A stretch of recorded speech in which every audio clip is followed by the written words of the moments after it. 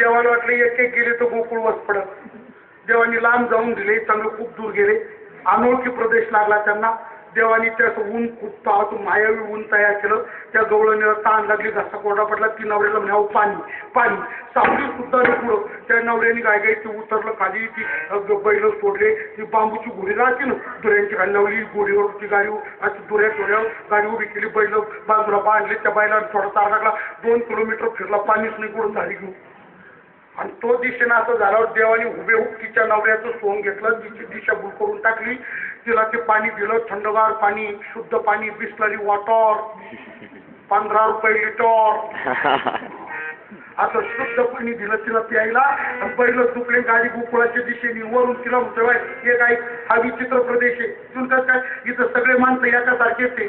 चुनका जेवून तुम्ही आता गाडी निघाली, एक मागून पळत येईल माझ्यासारखा दिसल आणि तो गाडी वाचेल बायको माझी.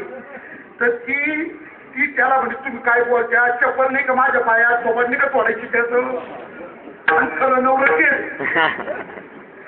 गाडी हलवीची आलोच भू पळत पळत. तर हे थांब आपल्या गाडी माझी बाय भगवान तुला म्हटलं होतं ना घडलंच कसं. अहो ही त्याला वर नको हे मूड दे मला बस सगळं. तू चप्पल पाहिजे का थोडी. अगं मी हा चपली तर तोड थोडी. अगं मी चप्पल पाहिजे का चप्पल.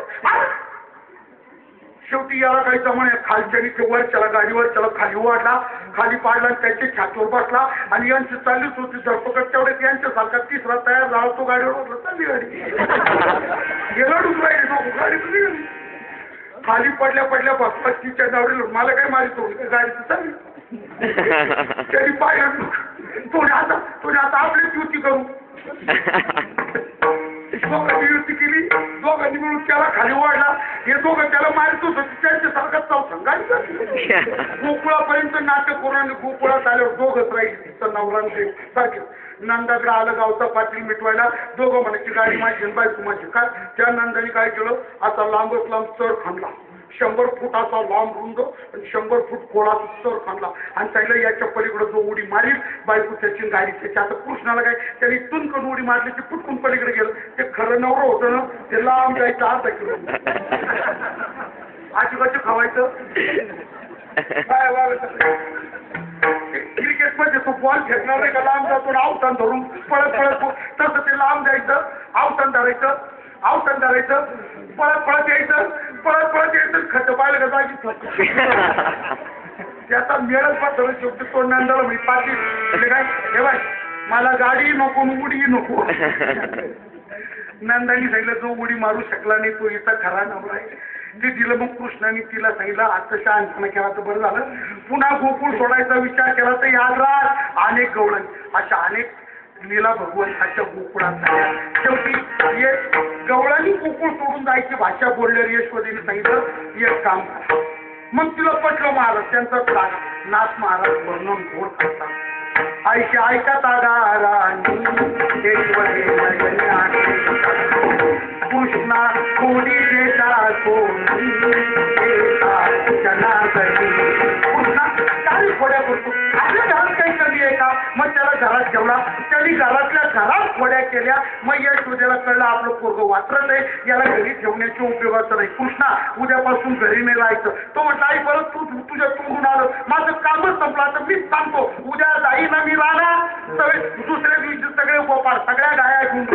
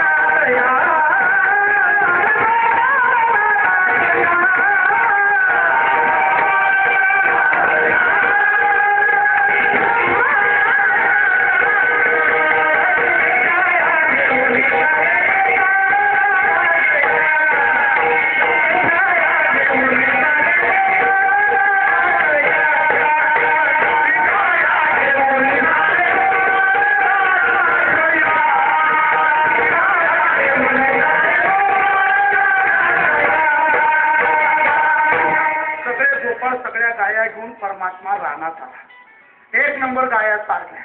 गाया कोण चालतो त्याचा विचार मोठा गोड विचार केलाय. कोण गाया चालतो? अनंत कोटी ब्रह्मांड नायक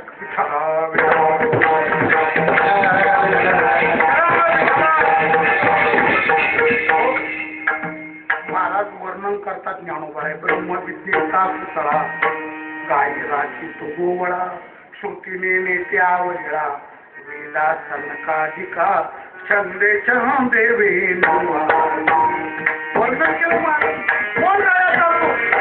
खांद्यावरी कांबळे हातामध्ये काठी तारी तगडे सावळा जगते. कोण गाया चालतो? राधे राधे राधे राधे मुकुंद मुरारी. गाया चालतो परमात्मा. भगवान गायांच्या मागे फिरला. गाया चरल्या. गाया पोट भरलं. चालायच्या थांबल्या. त्या गाया पाणी पाजून सावलीला रवंत करण्याकरता बसवल्या आणि पोरांना घेऊन डाव मांडले.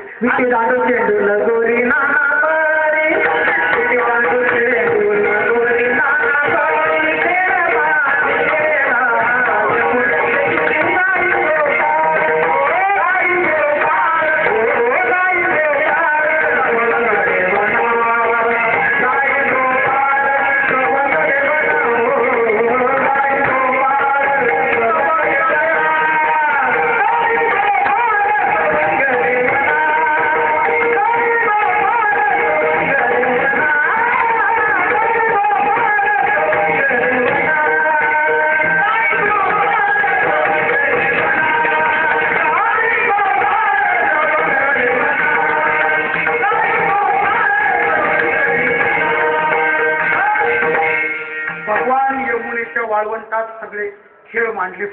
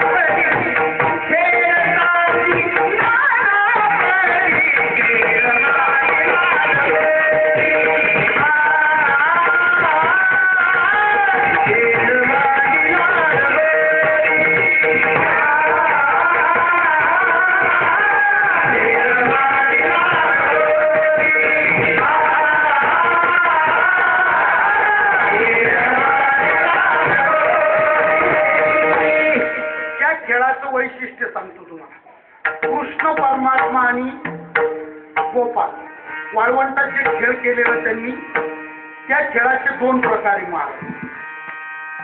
मैदानी खेळ करता येतो, मैदानी आणि मर्दानी.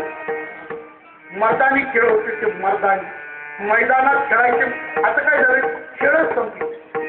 आता खेळच नाही. काही काही खेळ कालबाह्य होत चालले. आता सध्या फक्त एकच खेळ आहे, त्याचं नाव क्रिकेट.